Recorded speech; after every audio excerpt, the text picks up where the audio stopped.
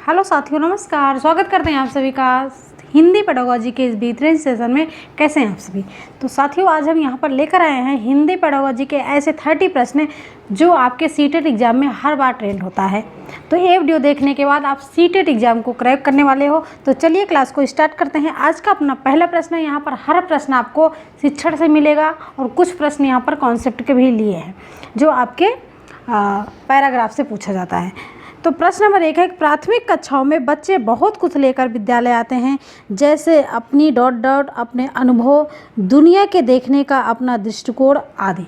अब आप लोग बताइए कि जब छोटे थे, प्राथमिक स्तर, पहली बार आप जब फर्स्ट में एडमिशन लिए होंगे, पहले फर्स्ट ही चलता था ना, जब फर्स्ट में एडमिशन लिए होंगे तो क्या लेके गए थे स्कूल?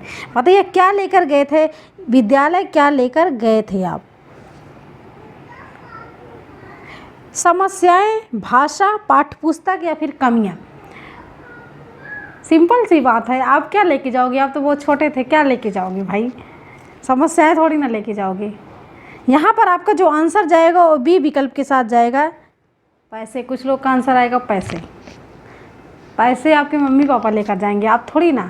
आपकी बात की जा रही है कि बच्चे बहुत कुछ लेकर आते हैं, बहुत कुछ की बात की जा रही है, बहुत कुछ लेकर आते हैं विद्यालय, जैसी अपनी अपने अनुभव, दुनिया के देखने का अपना दृष्टिकोण। बताइए, जब अनुभव यहाँ पर हो गया तो इसका मतलब किसकी बात की जा रही है? भाषा की बात की जा रही है। सबसे पहले आप विद्यालय पहुँचते हैं एडमिशन के लिए, तो वहाँ पर जो टीचर होते हैं, जो प्रिंसिपल होते होंगे, वो आपसे क्या पूछते हैं? आपका नेम, आपका नाम पूछते होंगे, जो आप बहुत ही आसान तरीक़ों से बता देते हो, है ना, कि मेरा नाम ए है। तो इसलिए यहाँ पर अपनी भाषा, कौन सी भाषा? अपनी स्थानीय भाषा, अपनी मातृभाषा लेकर वो विद्यालय आते हैं। ठीक है, कौन सी भाषा? अपनी मातृभाषा और स्थानीय भाषा। बच्चा जिस स्थान पे रहता है उस स्थान की भाषा, मातृभाषा, वो लेकर विद्यालय आता है। बच्चा खाली स्लेट नहीं होता है, बच्चा कोरा कागज़ नहीं होता है, बच्चा कुछ न कुछ विद्यालय लेकर आता है, जैसी कि अपनी भाषा। यहाँ पर आपका हो जाएगा भाषा। ठीक है, कभी भी आप कमियां या फिर समस्याएं नहीं मारिएगा, पाठ पुस्तक भी नहीं मारिएगा, क्योंकि यहाँ पर बात की जा रही है प्राथमिक कक्षाओं में बच्चे बहुत कुछ लेकर विद्यालय आते हैं, जैसे अपने अनुभव, दुनिया के देखने का अपना दृष्टिकोण। यहाँ पर पाठ पुस्तक तो बाद की बात है, सबसे पहले आप अपनी भाषा को लेकर विद्यालय में प्रवेश करते हो। ठीक है। प्रश्न नंबर 2 है कि बच्चों के बोलने सीखने के संदर्भ में कौन सा कथन सही है? क्वेश्चन क्या पूछा? पॉजिटिव पूछा है। आंसर क्या टिक करना है आपको? पॉजिटिव। कि बच्चों के बोलने सीखने के संदर्भ में कौन सा कथन सही है? सभी बच्चों की बोलना सीखने की गति एक समान होती है क्या? बड़े परिवार में बच्चों की बोलने सीखने की गति तेज होती है। निर्धन परिवारों से आए बच्चों की बोलने सीखने की गति धीमी होती है। डी ऑप्शन है, कहने सुनने के अधिक से अधिक अवसर मिलने पर बच्चे बोलना सरलता से सीखते हैं। एक बात तो ठीक है कि जो बड़ा परिवार होता है, बड़े परिवार, ठीक है, यहाँ पर बड़े परिवार का दूसरा मतलब है, और जो बड़ा परिवार होता है जिसको बोलते हैं जॉइंट फैमिली, जॉइंट फैमिली में बच्चे जल्दी बोलना सीखते हैं, है ना। लेकिन यहाँ पर सीखने की गति तेज होती है, ऐसा कुछ नहीं है। ठीक, इसलिए यहाँ पर सभी बच्चों की बोलने सीखने की गति एक समान होती है तो नहीं होती है। कोई बच्चा जल्दी बोलता है और कोई बच्चा लेट बोलता है ना। और यहाँ पर बड़े परिवार में बच्चों की बोलने सीखने की गति तेज होती है, बिल्कुल गलत है। पहले के टाइम पे वो जॉइंट फैमिली रहती थी जिसमें बच्चे जल्दी बोलना सीख जाते हैं। इसका मतलब ये नहीं कि तेज गति से सीखते हैं। ये आपका जो यहाँ पर सीखने की गति तेज है, ये गलत है ना। और बड़े परिवार का मतलब यहाँ पर जॉइंट फैमिली का नहीं है। यहाँ पर बड़े परिवार का मतलब हो रहा है जिसके पास बहुत सारे धन हो। जैसे कि यहाँ पर निर्धन परिवार से आए बच्चों की बोलने सीखने की गति धीमी होती है, बिल्कुल क्या गलत है भाई। बच्चा चाहे बड़े परिवार में जन्मा हो चाहे निर्धन परिवारों में, सभी बच्चे बोलते हैं, चाहे पहले या फिर लेट। डी ऑप्शन है, कहने सुनने के अधिक से अधिक अवसर मिलने पर बच्चे बोलना सरलता से सीखते हैं। डी ऑप्शन को लॉक करिए, डी ऑप्शन को लॉक करिए। जब कहने सुनने के अधिक से अधिक आप बच्चों को अवसर दीजिए, उनके साथ आप बात करिए तो जल्दी बोलना सीख जाएंगे। डी ऑप्शन को लॉक करिए आप लोग। प्रश्न नंबर 3 है कि निगमन विधि है, निगमन विधि क्या होती है और आगमन विधि क्या होता है? आगमन विधि आपका होता है जो उदाहरण से नियम की तरफ चलता है ना, आगमन विधि।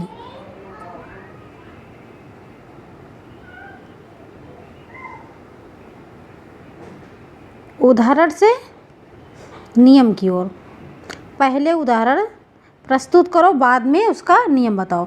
और आपका निगमन विधि क्या होता है, तो नियम बताकर उदाहरण प्रस्तुत करना, यही निगमन विधि होता है। लॉक करिए। उदाहरण देकर नियम बताना, ये आपका हो जाता है आगमन विधि। ये आगमन विधि के अंतर्गत आता है भाई।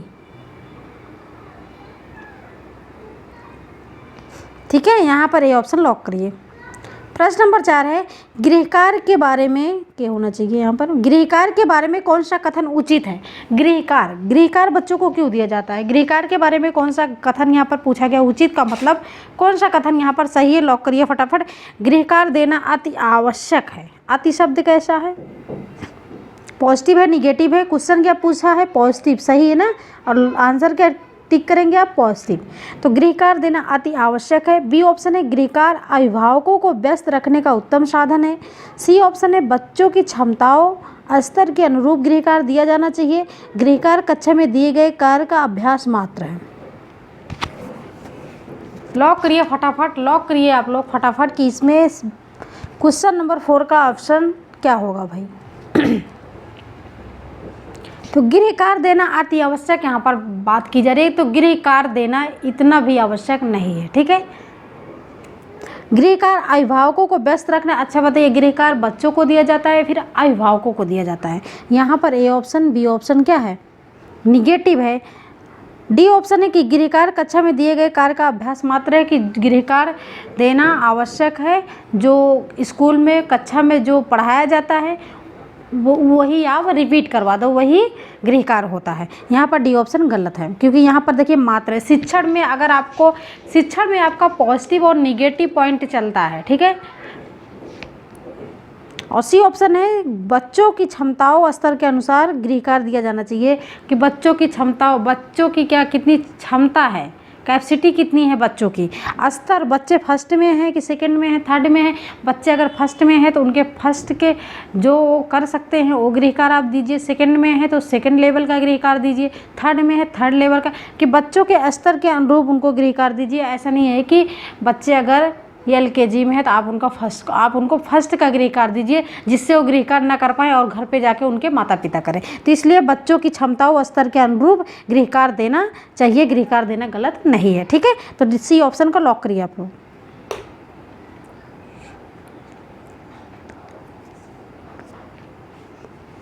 प्रश्न नंबर 5 है, सुलेखा कक्षा में बच्चों को विभिन्न चित्रों के माध्यम से पढ़ाती है। सुलेखा नाम की अध्यापिका है, कक्षा में बच्चों को विभिन्न चित्रों के माध्यम से पढ़ाती है। यह कौन सा अधिगम है, क्रियात्मक अधिगम है, शाब्दिक अधिगम है, विचारात्मक अधिगम है। इसमें से कोई नहीं। ठीक है, इसमें से कोई नहीं। देखिए विचारात्मक अधिगम, यहाँ पर विचारों की बात नहीं की जा रही है ना, विचारों की बात नहीं की जा रही है।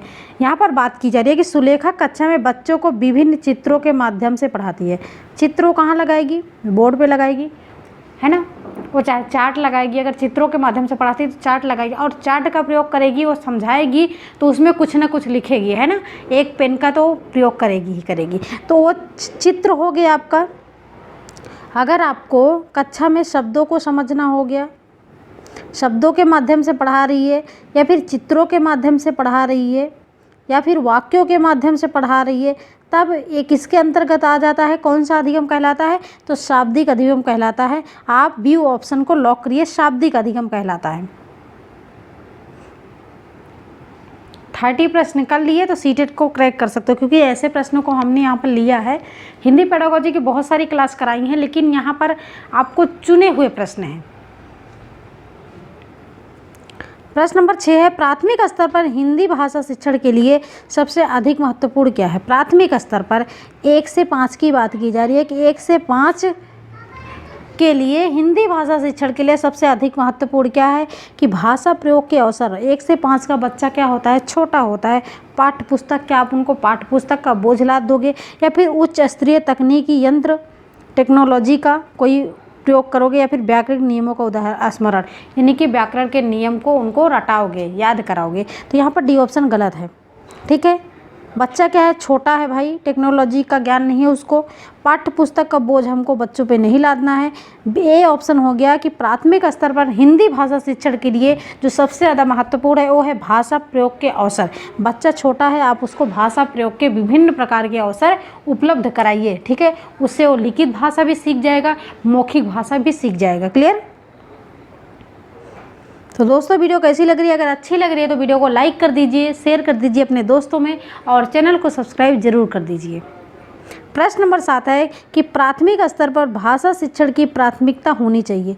प्राथमिक स्तर पर भाषा शिक्षण की क्या प्राथमिकता होनी चाहिए? केवल बोलकर पढ़ने की क्षमता विकसित करना, केवल बोलकर पढ़ने की क्षमता विकसित करना, क्या ये प्राथमिकता होनी चाहिए? या फिर कविता और कहानी द्वारा केवल श्रवण सुनने कौशल का विकास करना चाहिए, सिर्फ सुनने के कौशल का विकास करना चाहिए, ये प्राथमिकता होनी चाहिए? बच्चों की रचनात्मक और मौलिकता को पोषित करना, क्या ये जो है प्राथमिकता होनी चाहिए? फिर बच्चों की चित्रांकन क्षमता का विकास करना, क्या ये जो है प्राथमिकता होनी चाहिए? बताइए यहाँ पर कौन सा भाई सही हो जाएगा, कौन सा विकल्प यहाँ पर सही होगा?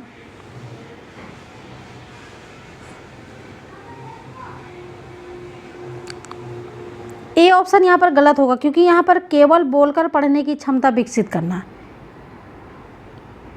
बच्चा बोलकर भी पढ़ेगा, सुनकर भी पढ़ेगा, है ना। तो यहाँ पर है कि प्राथमिक स्तर पर भाषा शिक्षण की प्राथमिकता होनी चाहिए, केवल बोलकर पढ़ने की क्षमता विकसित करना बिल्कुल गलत है। बी ऑप्शन है कविता और कहानी द्वारा केवल श्रवण कौशल का विकास होना, कि यानी कविता और कहानी को केवल सुनना है, क्या उसका विकास करना चाहिए, इसकी प्राथमिकता होनी चाहिए? सी ऑप्शन है बच्चों की रचनात्मकता और मौलिकता को पोषित करना, क्या ए ऑप्शन होना चाहिए? डी ऑप्शन है बच्चों की चित्रांकन क्षमता का विकास करना, ठीक है, चित्रांकन क्षमता का विकास करना, क्या ए प्राथमिकता होनी चाहिए? तो यहाँ पर सी ऑप्शन को लॉक करिए आप लोग कि बच्चों की रचनात्मकता और मौलिकता को पोषित करना, ये जो है प्राथमिकता होनी चाहिए। प्रश्न नंबर 8 है प्राथमिक स्तर पर शिक्षा का माध्यम कैसा होना चाहिए? प्राथमिक स्तर पर यहाँ पर आपको जो भी क्वेश्चन मिलेंगे प्राइमरी लेवल के, क्योंकि पेपर फर्स्ट की बात की जा रही है। प्राथमिक स्तर पर शिक्षा का माध्यम कैसा होना चाहिए? हिंदी होना चाहिए, उर्दू होना चाहिए, अंग्रेजी होना चाहिए, या फिर बच्चे की मातृभाषा होना चाहिए? बताइए क्या होना चाहिए? कुछ लोगों का आंसर ए हिंदी। हिंदी भाई, क्यों हिंदी? एनसीएफ 2005 कहता है कि बच्चों के स्थानीय मातृभाषा का सम्मान कीजिए, है ना।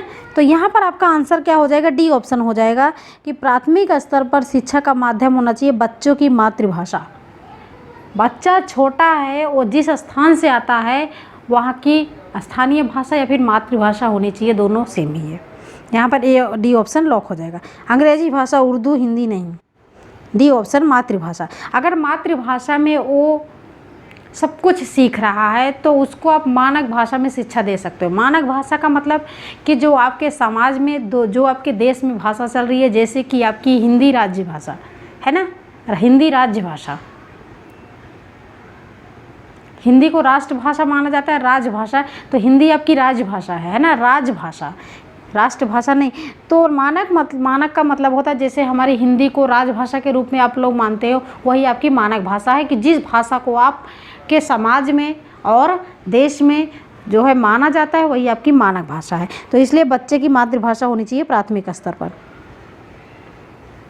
प्रश्न नंबर 9 है कि प्राथमिक स्तर पर भाषा शिक्षण का उद्देश्य यह है कि बच्चे मानक भाषा का प्रयोग करना जल्दी सीख जाएं, बच्चे भाषा परीक्षा में सदैव अच्छे अंक लाएं, बच्चे विभिन्न स्थितियों में भाषा का प्रभावी प्रयोग कर सकें, बच्चे भाषा के व्याकरण को जान सकें। बताइए प्राथमिक स्तर पर भाषा शिक्षण का उद्देश्य यह है कि भाषा शिक्षण का क्या उद्देश्य है?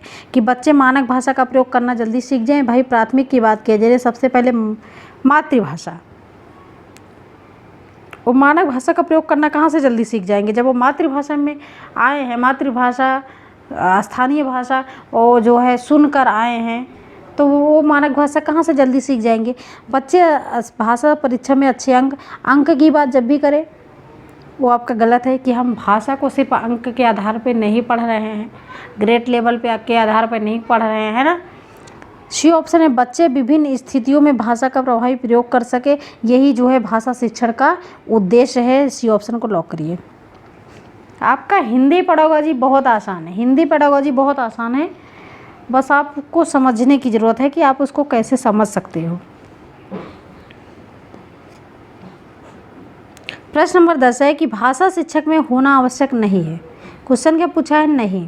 क्वेश्चन पर क्या पूछा है? निगेटिव के साथ आप निगेटिव को लॉक करिए कि भाषा शिक्षक में होना आवश्यक नहीं है, यानी कि अगर आप हिंदी भाषा के शिक्षक हो तो आपके अंदर क्या होना आवश्यक नहीं है। अगर नहीं है तब भी चल जाएगा। बताइए, व्याकरण का ज्ञान, अगर आप हिंदी भाषा शिक्षक हो, भाई हिंदी भाषा के एक शिक्षक हो, आप लोग शिक्षक शिक्षिका हो, है ना, तो आपके अंदर व्याकरण का ज्ञान, सिंपल सी बात है, हिंदी पढ़ा रहे हो तो व्याकरण का ज्ञान तो भाई होना चाहिए। विषय और मूल्यांकन विधियों का ज्ञान, विषय और मूल्यांकन विधियों का ज्ञान, अगर कोई चैप्टर आप पढ़ा रहे हो तो उसका मूल्यांकन करोगे, है ना, कौन सा विषय पढ़ा रहे हो उसका मूल्यांकन करोगे। सी ऑप्शन है सुंदर लेख। बिल्कुल, एक अध्यापक और अध्यापिका का सबसे जो मेन होता है, इम्पॉर्टेंट होता है, वो होता है सुंदर लेख, अच्छा लिखना बोर्ड पे, है ना। और डी ऑप्शन रसायनों का ज्ञान, यही जो है इम्पॉर्टेंट नहीं है, यही आपका निगेटिव है, इसलिए आंसर हो जाएगा डी को लॉक करिए, यही ज़रूरी नहीं है। प्रश्न नंबर 11 है कि अपनी कक्षा में समावेशी माहौल का निर्माण करने के लिए आप किस बात को सबसे अधिक महत्वपूर्ण मानते हैं। अगर अपनी कक्षा में, हिंदी भाषा की कक्षा में समावेशी माहौल का निर्माण करना चाहते हैं तो सबसे अधिक महत्वपूर्ण क्या मानेंगे आप? आपके एग्जाम में कभी कभी पूछा जाएगा सबसे कम महत्वपूर्ण। कम महत्वपूर्ण का मतलब जो सबसे कम पॉजिटिव हो, और जब ज़्यादा का पूछा जाए तो सबसे ज़्यादा जो पॉजिटिव हो उसको आप लॉक करिए। तो किस माहौल को आप क्रिएट करना चाह रहे हैं? समावेशी माहौल का निर्माण करना चाहते हैं, तो उसके लिए सबसे अधिक महत्वपूर्ण क्या है? विभिन्न प्रकार के दृश्य श्रव्य संसाधनों का सदैव अनिवार्य प्रयोग आप जो है अपने कक्षा में क्या करेंगे? देखने वाले, सुनने वाले संसाधनों का प्रयोग करेंगे।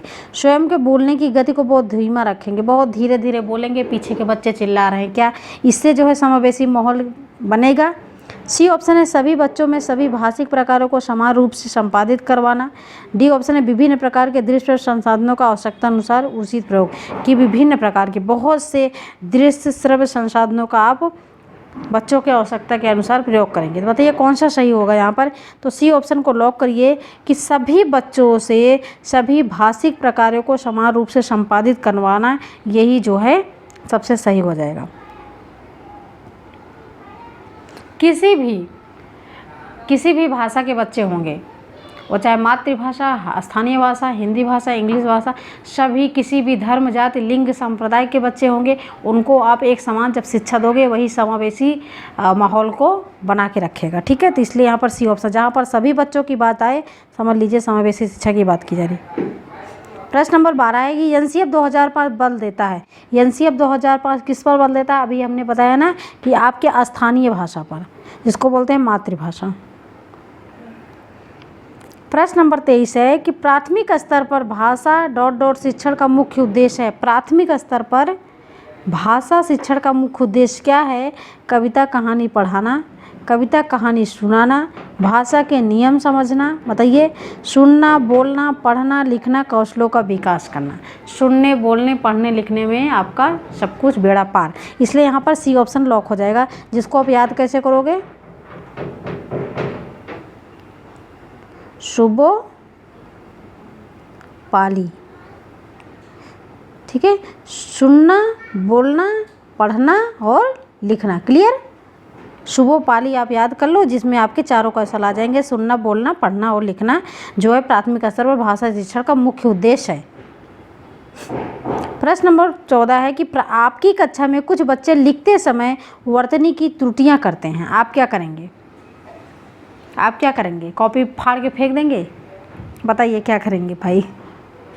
पर आपकी कक्षा में कुछ बच्चे लिखते समय वर्तनी की त्रुटियां करते हैं। इमला आप लोग खूब लिखे होंगे, हम लोग भी लिखे थे। इमला जब लिखते थे तो उसमें बहुत सारे गलत होते थे। तो आप क्या करेंगे? सपोज मान लीजिए आपके एक शिक्षक बनने ही जा रहे हैं आप लोग, तो अगर आप बच्चों को कुछ लिखने के लिए इमला बोल दिया और बच्चे त्रुटियां करते हैं तो आप क्या करेंगे? और आपको सीटेट एग्जाम में बैठ रहे हैं तो समझ लीजिए बच्चा क्या है, एक भगवान है। सिर्फ बच्चों को कुछ नहीं करना, जितनी गलती जितनी आए वो अपने ऊपर, अपने को गलत ठहराइए। बच्चा कुछ नहीं है, भगवान है, समझ लीजिए। ये सोच के आप एग्ज़ाम हॉल में बैठिए और एग्ज़ाम को क्रैक करिए। अगर आप जहाँ बच्चा को गलत ठहरा दिए वहाँ आपका 1 नंबर कट गया है ना। इसलिए तो अगर बच्चा गलती कर रहा है, क्या वर्तनी की त्रुटियाँ कर रहा है, वर्तनी त्रुटियाँ कर रहा है, वर्तनी लिखते समय गलती कर रहा है, तो आप क्या करेंगे, बच्चों को उनकी गलती के लिए डांटेंगे। हमने कहा ना बच्चों को डांटना ही तो नहीं है, बच्चा भगवान है भाई, भगवान को कोई डांटता है बताइए। बच्चों को लिखित भाषा का समृद्ध परिवेश देंगे, बच्चों की त्रुटियों पर लाल घेरा लगाएंगे, है ना, लाल घेरा लगाएंगे ऐसे लाल कलर से, ताकि वो उन्हें देख सकें, और देख सकें तो बेचारा क्या हो, हताश महसूस करे, है ना, गिल्टी महसूस करे। उन त्रुटिपूर्ण शब्दों के लिए सही रूप में 20 बार लिखने के लिए कहेंगे कि ये इतनी गलती किए है, अब तो आप 20 बार लिखो, 20 पेज को ख़त्म करो, हैं ये करोगे। तो देखिए अगर बच्चा वर्तनी संबंधी त्रुटियां कर रहा है तो उसके लिए आप ऐसे माहौल क्रिएट करिए, ऐसे परिवेश दीजिए बच्चों को जिससे उसकी त्रुटि सुधारी जा सके। यहाँ पर बी ऑप्शन सही हो जाएगा। आप उनको बार बार इमला बोलिए, है ना, जहाँ जिस शब्द में वो त्रुटि कर रहा है उस शब्द को आप बार बार बोलिए, इसलिए यहाँ पर बी ऑप्शन लॉक हो जाएगा।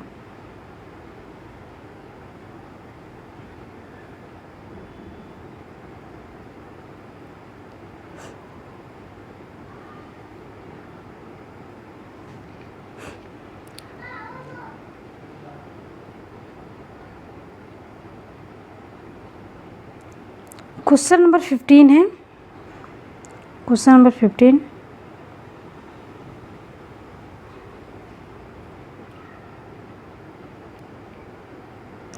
कि भाषा सीखने का सही क्रम क्या है। अभी हमने बताया ना, सुनना, बोलना, पढ़ना, लिखना, किस में है भाई बताइए।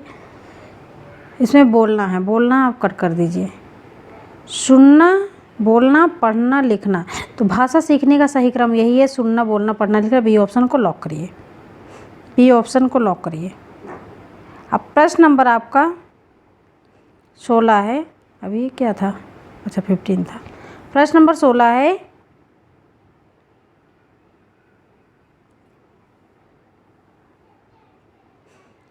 एक से अधिक भाषा का ज्ञान, एक से अधिक भाषा का ज्ञान क्या कहलाता है। भाषा कक्षा में शिक्षक के ऊपर एक बोझ बन जाता है। अगर एक से अधिक भाषा का ज्ञान है तो क्या करेगा, भाषा कक्षा में शिक्षक के लिए एक बोझ हो जाएगा, या फिर नवीन कक्षा में सीखते समय शिक्षार्थी को उसके समरूप करता है। नवीन कक्षा भाषा के सीखने सिखाने में मदद करता है, नवीन भाषा सीखने में हस्तक्षेप करता है। गलत, हस्तक्षेप क्या है, गलत है भाई।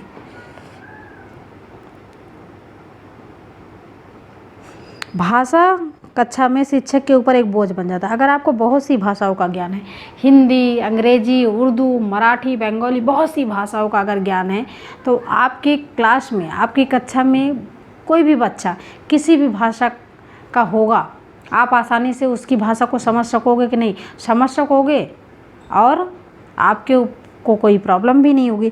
तो नवीन भाषा के सीखने सिखाने में मदद करता है, क्या ये सही होगा, या फिर नवीन कक्षा में सीखते समय शिक्षार्थी को उनके समरूप करेगा। तो यहाँ पर सी ऑप्शन को लॉक करिए कि यही होगा। कितनी भी नई भाषा हो, अगर आपको उस भाषा का ज्ञान है तो आपको सीखने सिखाने में बहुत मदद करेगा। ठीक है,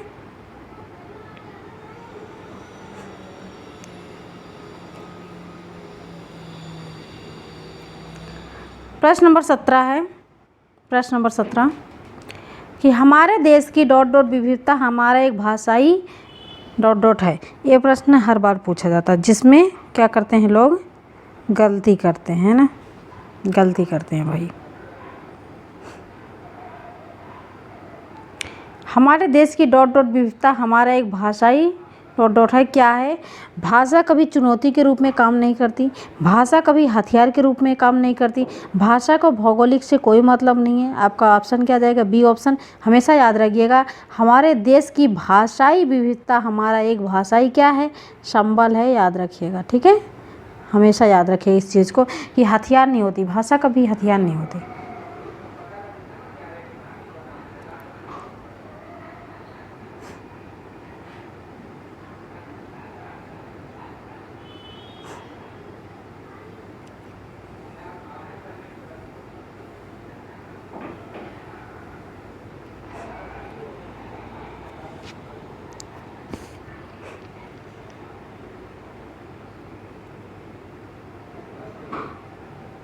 क्वेश्चन नंबर 18 है, क्वेश्चन नंबर 18 कि रूपा बड़े समूह के सामने अपनी बात कहते समय अटकती है, एक शिक्षक के रूप में आप उसकी सहायता कैसे करेंगे। रूपा नाम की लड़की है जो अगर ग्रुप में कोई बात हो, जैसे स्टेज पे अगर उसको बोलना हो गया या फिर एक कक्षा में बोलना हो गया, तो वो अटकती है। अपनी बात कहते समय वो क्या करती है, अटकती है। एक शिक्षक रूप में आप उसकी मदद कैसे करेंगे। बहुत सारे बच्चे होते हैं जो पहली बार नहीं बोले होते हैं, अगर कहीं भी बोलेंगे तो क्या करेंगे, अटकते हैं, सिंपल सी बात है। तो प्रारंभ में छोटे छोटे समूह में बात कहने के भरपूर अवसर देंगे। उसे बार बार समझाएंगे कि बड़े समूह में किस तरह बोला जाता है। उसे बार बार समझाएंगे कि बड़े समूह में किस तरह बोला जाता है, क्या ये बोलेंगे या फिर उसमें बलपूर्वक आत्मविश्वास उत्पन्न करेंगे। रूपा यू कैन डू इट, आप बोल सकती हो, है ना, कर सकती हो आप, या ये फिर कहेंगे या फिर उसे हमेशा बड़े समूह के सामने बोलने के लिए कहेंगे कि वो चाहे बेचारी अटकती हो या कुछ भी होती हो, क्या आप उसको बड़े समूह के सामने बोलने के लिए कहेंगे। बिल्कुल गलत, है ना। प्रारंभ में उसे छोटे छोटे समूह में बात कहने के भरपूर अवसर देंगे। आपका यहाँ 18 का ये ऑप्शन सही हो जाएगा कि पहले उसको 1 लोग के सामने, फिर 3 लोग के सामने, 10 लोगों के सामने, उसके बाद पूरे कक्षा के सामने, उसके बाद स्टेज पे, कहीं भी ग्रुप में, कहीं कुछ भी अगर आप उसको बोलने के लिए कहोगे तब वो क्या करेगी, बोल लेगी अच्छी तरह। अगर एकाएक आप उसको बड़े समूह में बोलने के लिए कहते हो तो क्या वो डरती है और उसकी बात अटकती है। इसलिए यहाँ पर ये ऑप्शन हो जाएगा, प्रारंभ में छोटे छोटे समूह में बात करने के भरपूर अवसर देना। ये ऑप्शन को लॉक हो जाएगा आपका।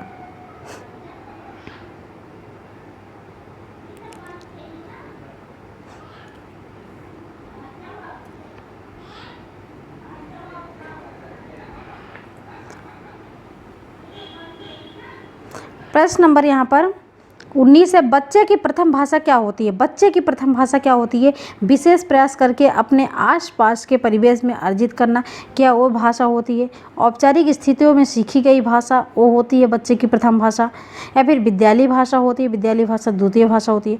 बिना विशेष प्रयास करके अपने आसपास के परिवेश में अर्जित करके, क्या वो भाषा होती है। बताइए क्या हो जाएगा।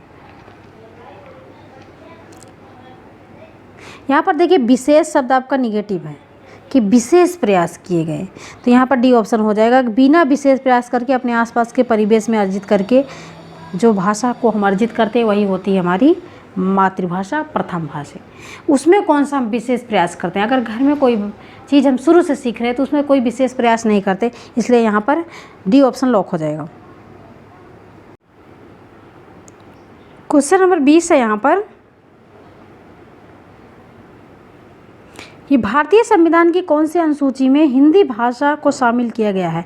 भारतीय संविधान की कौन सी अनुसूची में हिंदी भाषा को शामिल किया गया है। अगर शामिल किया गया है तो कितनी भाषाओं को शामिल किया गया है, तो यहाँ पर बी ऑप्शन लॉक हो जाएगा आपका कि 8वीं अनुसूची, भारतीय संविधान की 8वीं अनुसूची में हिंदी भाषा को शामिल किया गया है। और 8वीं अनुसूची में कितनी भाषाओं को, तो 22 भाषाओं को, ठीक है, कितनी भाषाओं को, तो 22 भाषाओं को शामिल किया गया है।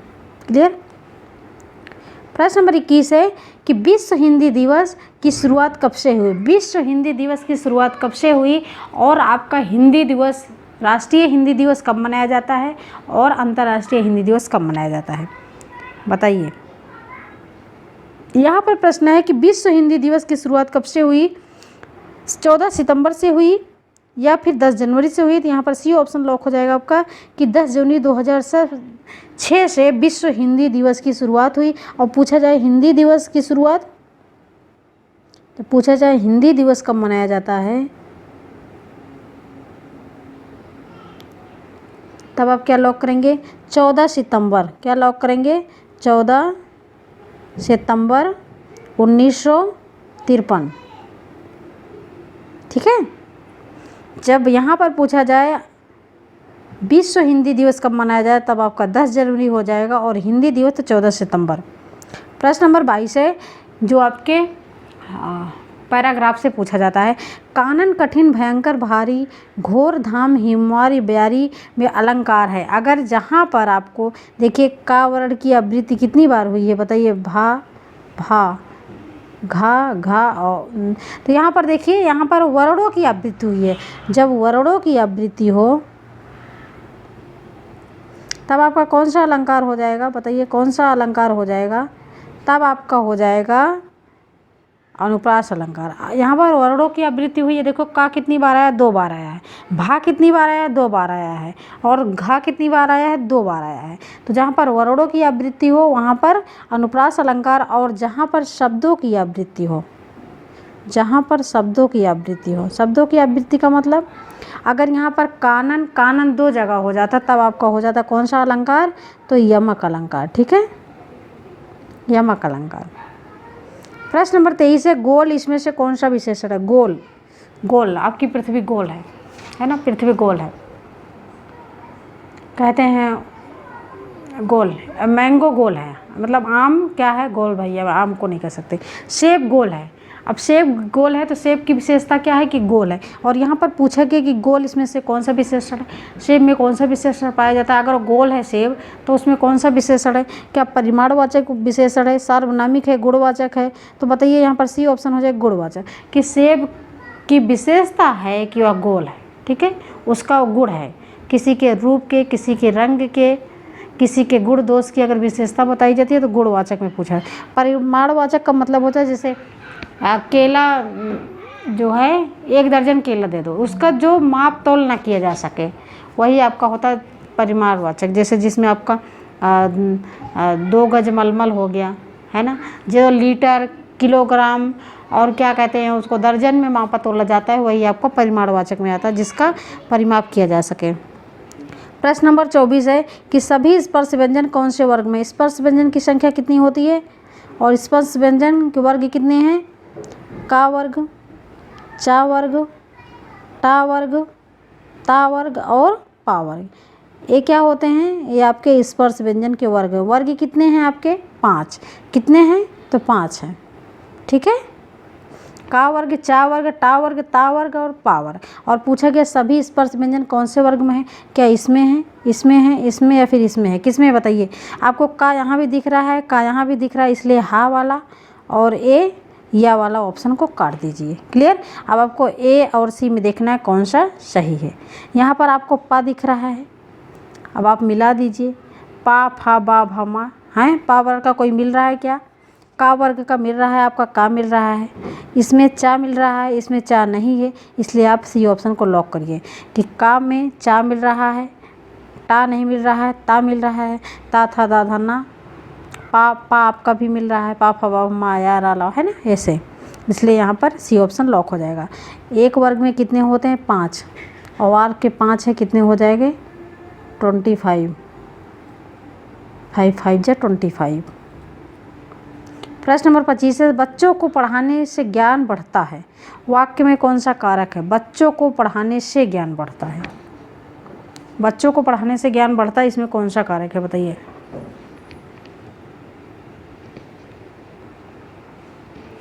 से ज्ञान बढ़ता है, से ज्ञान बढ़ता है, यहाँ पर से आया है, कौन सा हो जाएगा, कारण से, कारण से। प्रश्न नंबर 26, अंतःस्थ और ऊष्म वर्ण कितने होते हैं, अंतःस्थ और ऊष्म वर्ण कितने हैं, 6 8 9 7, तो बताइए अंतःस्थ आपके कितने होते हैं, या, रा, ला और वाह, ये आपके क्या हैं, अंतःस्थ व्यंजन हैं, और ऊष्म क्या होते हैं,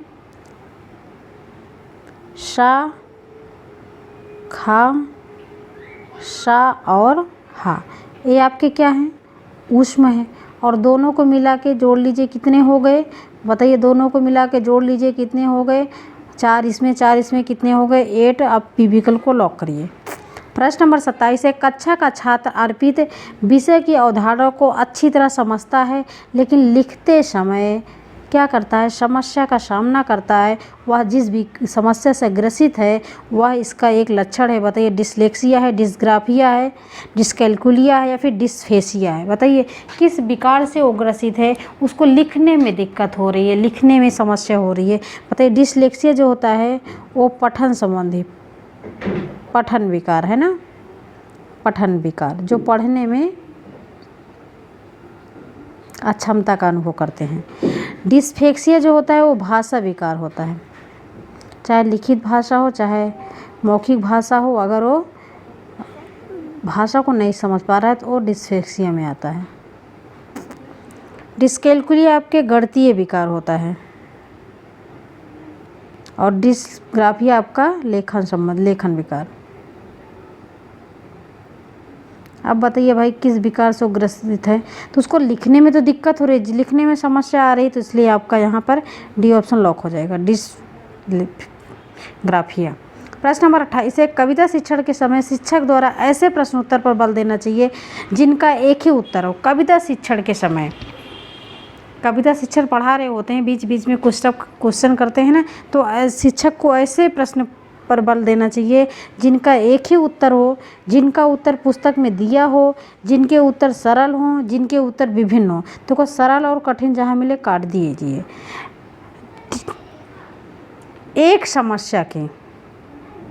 एक समस्या हो और जिसके बहुत सारे समाधान हों, ऐसे उत्तर होने चाहिए। तो इसलिए यहाँ पर डी ऑप्शन सही हो जाएगा कि जिनके उत्तर विभिन्न हों, बहुत से उत्तर हों। ठीक है, एक प्रश्न के जिसके बहुत सारे उत्तर हो, एक समस्या के बहुत समाधान हो, ऐसे उत्तर देने चाहिए। इसलिए यहाँ पर डी ऑप्शन लॉक हो जाएगा।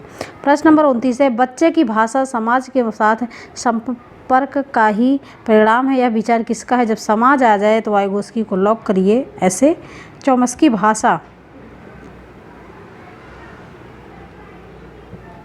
भाषा विचार से संबंध रखते हैं भाई। प्रश्न नंबर 30 है, भाषा अर्जित करने की स्थिति में बच्चे भाषिक नियमों को स्वाभाविक रूप से रटते हैं। भाषा अर्जित कैसे करते हैं बच्चे? भाषा अर्जित करने की स्थिति में बच्चे क्या करते हैं? अगर भाषा वो अर्जित करते हैं तो ऐसी स्थिति में क्या करते हैं? भाषिक नियमों को स्वाभाविक रूप से रटते हैं। रटना गलत है कि नहीं? कभी कोई त्रुटि नहीं करते। अगर कोई बच्चा भाषा सीख रहा है तो क्या वो कभी कोई त्रुटि नहीं करेगा? बिल्कुल त्रुटि करेगा। अधिकतर त्रुटियां ही करते हैं, ऐसा तो नहीं अधिकतर त्रुटियां का, अधिकतर शब्द गलत है। ठीक है, अधिकतर त्रुटियां करते हैं और भाषिक नियमों को स्वाभाविक रूप से ग्रहण करते हैं। बिल्कुल डी ऑप्शन लॉक करिए। भाषिक नियमों को स्वाभाविक रूप से ग्रहण करते हैं जो है भाषा अर्जित करने में, इसलिए यहाँ पर डी ऑप्शन सही हो जाएगा। तो दोस्तों ये थे आज के 30 प्रश्न हिंदी पेडागोजी के। आपको वीडियो कैसी लगी? अगर अच्छी लगी वीडियो तो वीडियो को लाइक करिए, शेयर करिए अपने दोस्तों में, अपने फैमिली में, और चैनल को सब्सक्राइब जरूर करिए। साथ ही बेल आइकन को प्रेस करिए जिससे डेली वीडियो का नोटिफिकेशन आपको मिलता रहे। और स्कोर अपना जरूर बताइएगा कि 30 में आपने कितना स्कोर किया। ठीक है, thanks for watching video. This is Sadhana Tyagi expert classes.